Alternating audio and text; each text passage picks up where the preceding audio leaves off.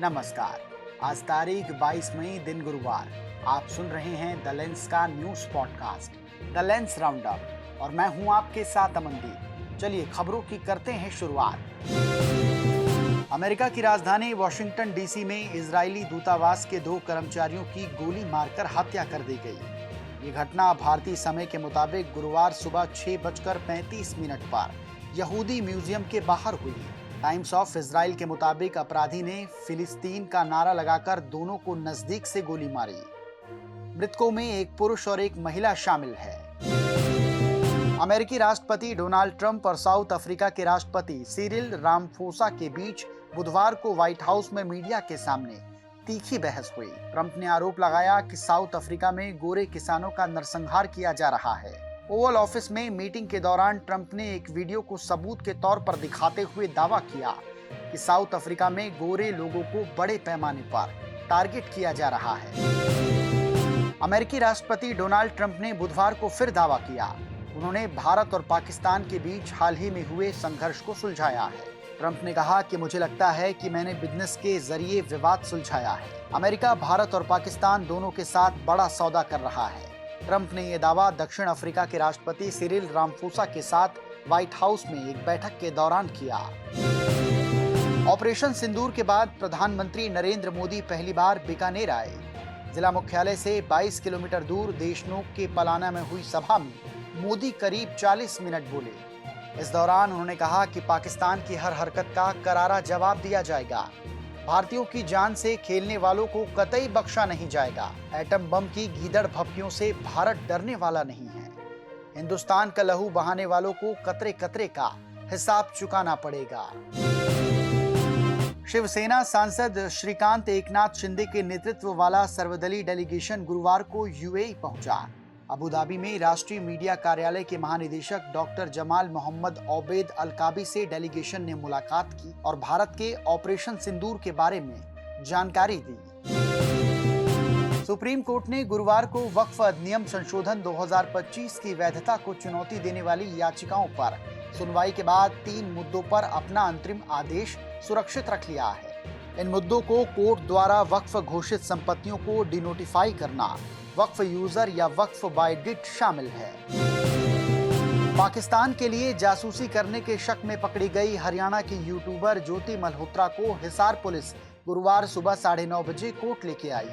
करीब 1.5 घंटे तक उसकी डिमांड पर बहस चली। इसके बाद हिसार पुलिस को ज्योति की 4 दिन की रिमांड और मिल गई है। हालांकि पुलिस ने 7 दिन की रिमांड की मांग की थी। इस पर जज ने कहा कि 7 दिन की रिमांड किस लिए चाहिए। सुप्रीम कोर्ट ने बुधवार को कहा कि किसी को विचारधारा के लिए जेल में नहीं डाला जा सकता। जस्टिस अभय एस ओका और जस्टिस उज्जवल भुइयां के बेंच ने आरएसएस के एक नेता की हत्या के आरोपी को जमानत देते हुए कहा। सुनवाई के दौरान नेशनल इन्वेस्टिगेशन एजेंसी के वकील ने कहा कि विचारधारा गंभीर अपराधों की ओर ले जाती है। इस पर कोर्ट ने कहा कि आप किसी को उसकी विचारधारा के लिए जेल में नहीं डाल सकते। वामपंथी दलों ने छत्तीसगढ़ में हुई एनकाउंटर की घटना की निंदा की है, जिसमें सीपीआई माओवादी के महासचिव नंबाला केशव राव सहित 27 माओवादी मारे गए हैं। सीपीएम, सीपीआई और सीपीआई माले ने अलग अलग बयान जारी कर इस एनकाउंटर पर सवाल उठाए हैं और सरकार से अपील की है कि सरकार माओवादियों से बात करे। सीपीआई के राष्ट्रीय सचिव डी राजा के कार्यालय से जारी बयान में कहा गया कि नक्सल विरोधी अभियानों के नाम पर न्यायोत्तर कार्रवाई की गई। सीपीआई के राष्ट्रीय सचिव डी राजा के कार्यालय से जारी बयान में कहा गया कि नक्सल विरोधी अभियानों के नाम पर न्यायोत्तर हत्याएं की गई, जो पूरी तरीके से गैर कानूनी है।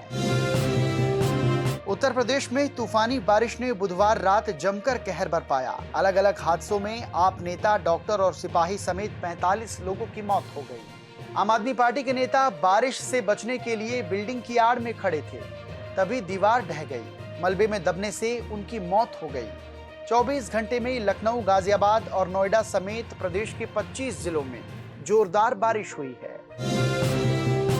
मौसम विभाग ने राजस्थान, मध्य प्रदेश समेत देश के 31 राज्यों और केंद्र शासित प्रदेशों में आज आंधी बारिश का अलर्ट जारी किया है। यहाँ हल्की से भारी बारिश तक हो सकती है। हालांकि इन राज्यों के कुछ हिस्से में तेज गर्मी का भी अलर्ट है। उत्तर प्रदेश में बुधवार शाम मेरठ, आगरा समेत 20 जिलों में तेज आंधी के साथ बारिश हुई। खबर जरा हटके। वैज्ञानिकों ने हाल ही में एक ऐसे बायोनिक स्किन का विकास किया है जो इंसानों की त्वचा जैसी संवेदनशीलता रखती है। यह कृत्रिम त्वचा न केवल छूने की ताकत पहचान सकती है बल्कि गर्मी और ठंड को भी महसूस कर सकती है। इसे खास तौर पर रोबोटिक्स और प्रोस्थेटिक अंगों में इस्तेमाल के लिए डिजाइन किया गया है ताकि रोबोट इंसानों की तरह चीजों को महसूस कर सके। ये खोज भविष्य के स्मार्ट रोबोट और बेहतर कृत्रिम अंगों की दिशा में एक बड़ा कदम बताया जा रहा है। इसी के साथ हमारे इस पॉडकास्ट में फिलहाल के लिए इतना ही। कल फिर होगी आपसे मुलाकात। अभी दीजिए आज्ञा। नमस्कार।